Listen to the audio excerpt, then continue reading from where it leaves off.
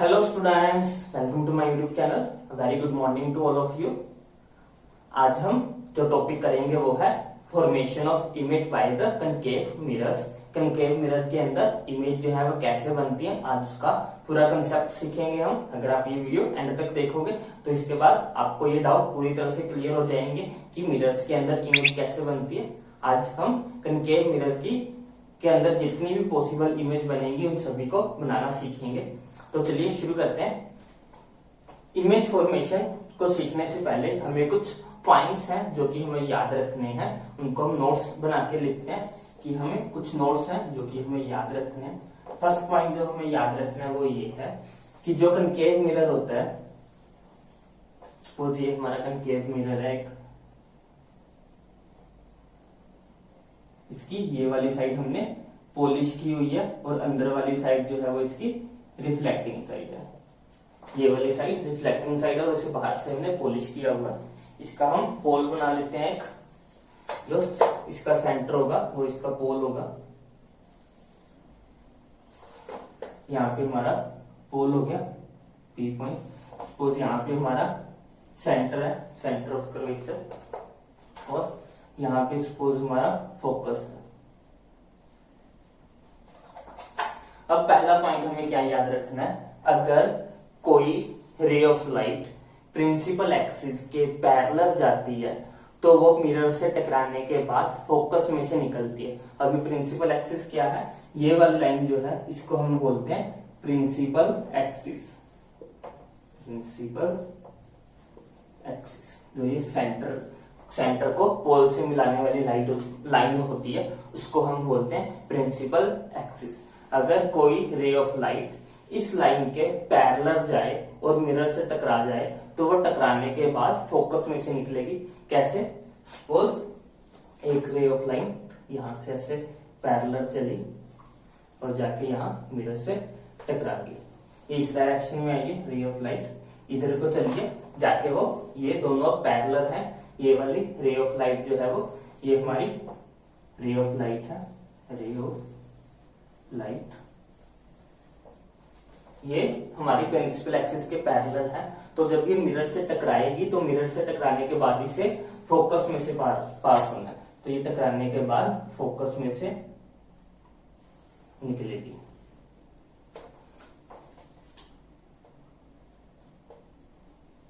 तो first point तो हमें यही याद रखना था कि जो भी ray of light principal axis के पैरेलल जाएगी वो मिरर से टकराने के बाद उसका जो फोकस होगा फोकस में से पास करेगी। ये हमारी रे ऑफ लाइट थी, ये प्रिंसिपल एक्सिस के पैरेलल जा रही है, मिरर से टकराई और टकराने के बाद ये फोकस में से पास हुई। फर्स्ट लिखेंगे, फर्स्ट पॉइंट होगा हमारा इफ रे of light is parallel to the principal axis then it will passes from focus। अगर कोई ray of light principal axis के पैरेलल जा रही है तो टकराने के बाद फोकस में से बाहर निकलेगी। इसके बाद हमारा जो सेकंड पॉइंट है वो हमें क्या याद रखना है, सेकंड पॉइंट हमें याद रखना है अगर हमारे पास कोई मिरर है जिसकी हमने कनकेव मिरर ही ले रहे हैं हम अभी, जिसकी ये साइड हमने पॉलिश की हुई है और अंदर वाली साइड जो है वो रिफ्लेक्टिंग साइड है, इसका पोल बना लेते हैं।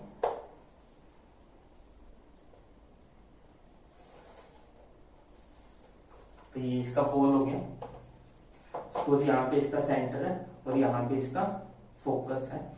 सेकंड पॉइंट ये है कि अगर कोई ray of light centre of curvature में से पास करती है तो वो वापिस उसी पाथ को रिट्रेस करती है, मीन जिस पाथ से जाएगी उसी पाथ से वापिस आएगी। कैसे, दिखाता हूं आपको। अगर सपोज हमारे पास कोई ray of light centre of curvature में से निकली, ये सेंटर था, तो यहां से अगर कोई लाइन निकलती है ऐसे तो वो ये इस सेंटर में से निकली तो जाती टाइम ये इस तरफ होगी। जब ये यहाँ मिरर से टकराई होगी तो ये वापस इसी पाथ से मुड़ जाएगी, मीन जिस पाथ से आई उसी पाथ से वापस चलेगी। ऐसे आ रही थी, टकराने के बाद वापस ऐसी चलेगी, उसी लाइन के ऊपर वापस जाएगी जिस लाइन से वो आई थी। सेंटर ऑफ एक्सिस, सेंटर में से निकली, जाके मिरर से टकराई, फिर उसी पाथ से वापस चली जाएगी। तो सेकंड पॉइंट हमें यही याद रखना है कि अगर कोई ray of light centre of curvature में से पास करती है तो वो टकराने के बाद फिर से वापस सेंटर ऑफ कर्वेचर में से ही निकलेगी, आएगी भी सेंटर ऑफ कर्वेचर में से और जाएगी भी सेंटर ऑफ कर्वेचर में से। तो ये थर्ड पॉइंट था जो आपको याद रखना है, सॉरी सेकंड पॉइंट था जो आपको याद रखना है। और जो थर्ड पॉइंट है वो है हमारे पास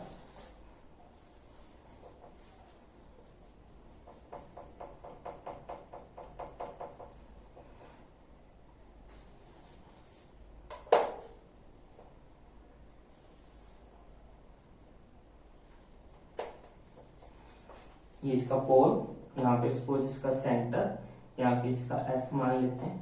थर्ड पॉइंट है कि अगर कोई रे ऑफ लाइट पोल में से पास हो, अगर कोई रे ऑफ लाइट पोल में से पास होगी, वो पोल वाले पॉइंट पे जाके मिरर से टकराएगी, तो angle I will be equal to होगा एंगल आर के। कैसे? सपोज हमारी रे ऑफ लाइट यहां से यहां आके पोल पे टकराए, तो जितना एंगल यहाँ पे होगा, ये हमारी इंसिडेंट रे है, इसीलिए ये वाला एंगल आई बन जाएगा। जितना एंगल ये होगा उसी एंगल पे ये वाली लाइन भी जो है वो रिफ्लेक्ट होगी।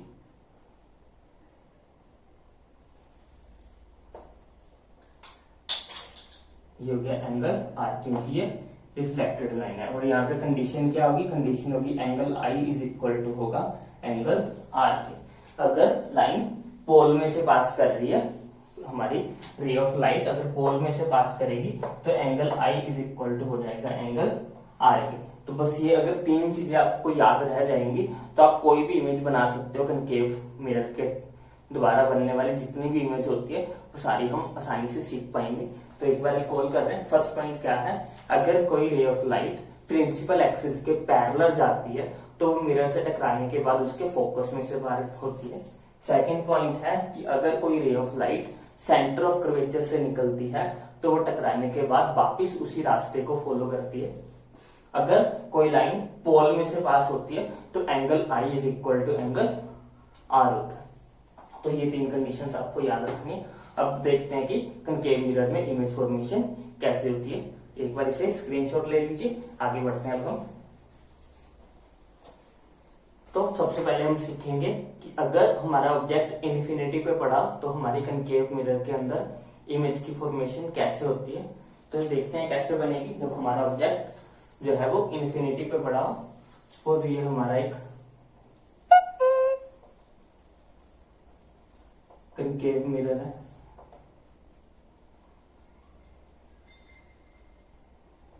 इसका ये सपोज यहाँ पे हम पोल बना लेते हैं।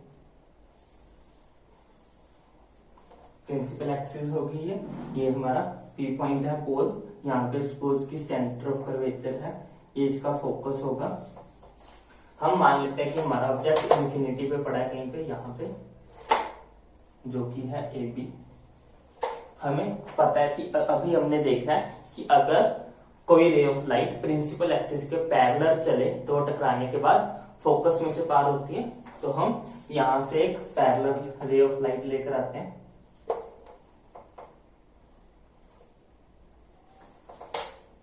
ये पैरेलल रे ऑफ लाइट आएगी एक यहां से ए पॉइंट से, जो कि मिरर से टकराएगी और टकराने के बाद कहां से निकलेगी?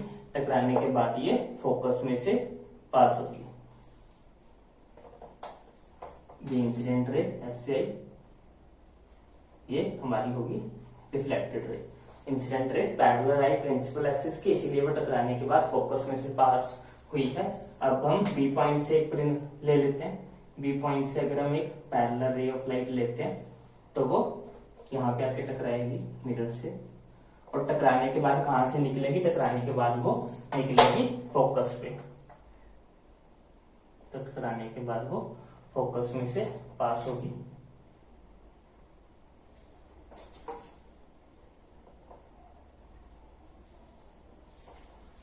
तो हमारी दोनों रे ऑफ लाइट कहाँ पे इंटरसेक्ट कर रही है, इस पॉइंट पे इंटरसेक्ट कर रही है और यही हमारा फोकस होगा और यहीं पे हमारी इमेज भी बनेगी। इमेज फॉर्मेशन हमेशा वहां पे होती है जहां पे दो या दो से ज्यादा रे ऑफ लाइट इंटरसेक्ट करती है, मीन्स की एक दूसरे को काटती हैं। तो ये दोनों रे ऑफ लाइट रिफ्लेक्ट होने के बाद एफ पॉइंट पे इंटरसेक्ट हुई है, इसीलिए हमारी जो इमेज बनेगी वो यहीं पे बनेगी।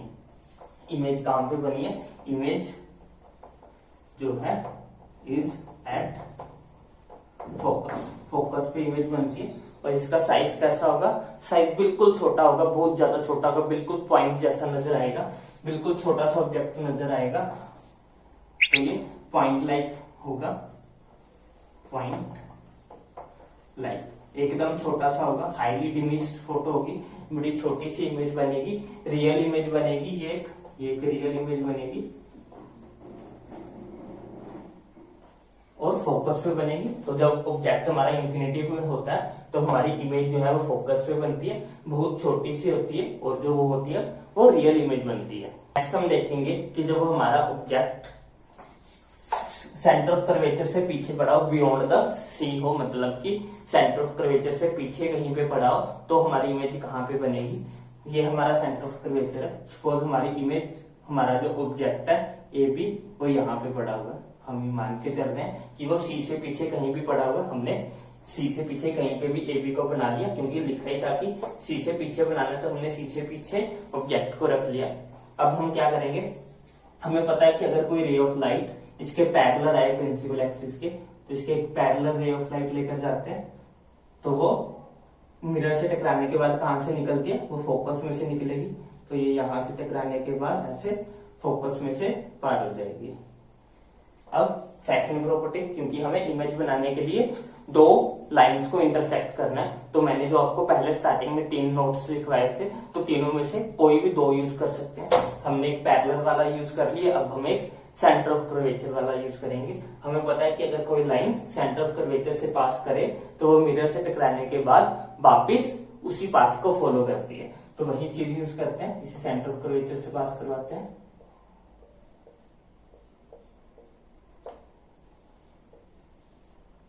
तो ये सेंटर ऑफ कर्वेचर से पास हुई, तो जिस पाथ से आई थी इसी पाथ से ये वापिस हो जाएगी रिफ्लेक्ट होने के बाद। अब हमारी ये दोनों लाइंस कहाँ पे टकरा रही हैं, यहाँ पे टकरा रही हैं, तो हमारी इमेज कहाँ पे बनेगी, यहाँ पे हमारी इमेज बन जाएगी, ये वाली, ये हमारी इमेज होगी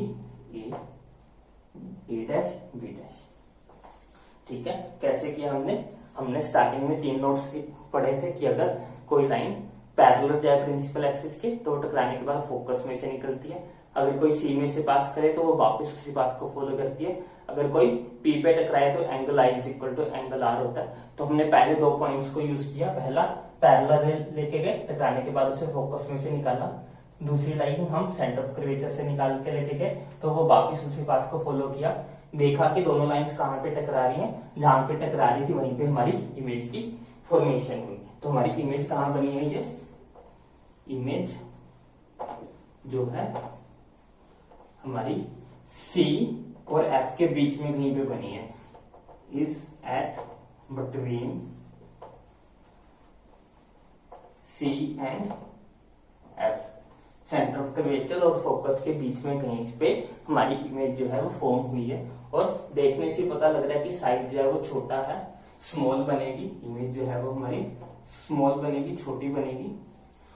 रियल बनी है क्योंकि असल में हमारी लाइंस जो है वो इंटरसेक्ट बनी है, तो इमेज जो है वो रियल भी होगी और इन्वर्टेड होगी, उल्टी होगी, ये ऊपर की तरफ है और नीचे की तरफ है, तो इमेज कैसी होगी, इन्वर्टेड होगी। तो अगर आपको प्रॉपर्टीज पूछे, नेचर पूछे कि इमेज का नेचर कैसा है, तो इमेज का नेचर है वो स्मॉल है, साइज में छोटी है, वो रियल है और वो इन्वर्टेड है, वो उल्टी बनी है। बनी कहां पे है, सेंटर और फोकस के बीच में कहीं पे हमारी इमेज फॉर्म हुई है। तो नेक्स्ट देखते हैं, नेक्स्ट हम देखते हैं जब हमारा ऑब्जेक्ट सेंटर ऑफ कर्वेचर पे पड़ा हो, मीन्स कि जब हमारा ऑब्जेक्ट सी पे पड़ा होगा तब हमारी इमेज कहां पे बनेगी। तो ऑब्जेक्ट को हम क्या करते हैं, सी पे बना लेते हैं, ए बी ऑब्जेक्ट हो गया हमारा सी के ऊपर। अब हम प्रॉपर्टीज को यूज करेंगे, पहले पैरेलल लाइन लेके जाएंगे इसके, पैरेलल लाइन टकराने के बाद कहां से निकलेगी, वो फोकस में से निकलेगी। अब सेकंड हम कौन सी प्रॉपर्टी यूज करेंगे, सेकंड हम सेंटर ऑफ कर्वेचर की यूज कर सकते हैं, लेकिन यहाँ पे हमारा ऑब्जेक्टिव सेंटर ऑफ कर्वेचर पे पड़ा है, इसलिए हम उसे यूज नहीं करेंगे, हम पोल वाली यूज कर रहे हैं। तो सेकंड लाइन हम निकालेंगे पोल में से,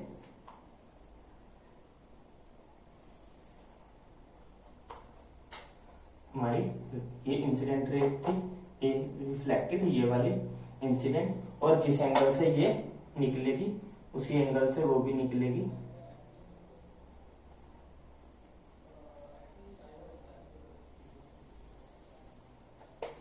तो जहां पे ये कट कर रही है हमारे दोनों लाइंस, वहां पे हमारा ऑब्जेक्ट बन जाएगा। तो ये हमारा इसी पॉइंट के ऊपर बना है, तो ये हमारा इमेज बन गई ए डैश बी डैश। तो हमारा जब ऑब्जेक्ट सी पे ही पड़ा होता है, मीन्स की सेंटर ऑफ कर्वेचर पे ही पड़ा होता है, तो हमारी इमेज कहां पे बनती है, हमारी इमेज भी सेंटर ऑफ कर्वेचर पे ही बनती है। तो हमारी इमेज कहां पे बनी, इमेज बनी हमारी एट सी, इमेज भी हमारी सी पे ही बनी और हमारा ऑब्जेक्ट भी सी पे ही पड़ा था। उसके बाद साइज जो होगा वो सेम साइज होगा, जिस साइज का ऑब्जेक्ट होगा उसी साइज की हमारी इमेज भी बनेगी, रियल इमेज बनेगी।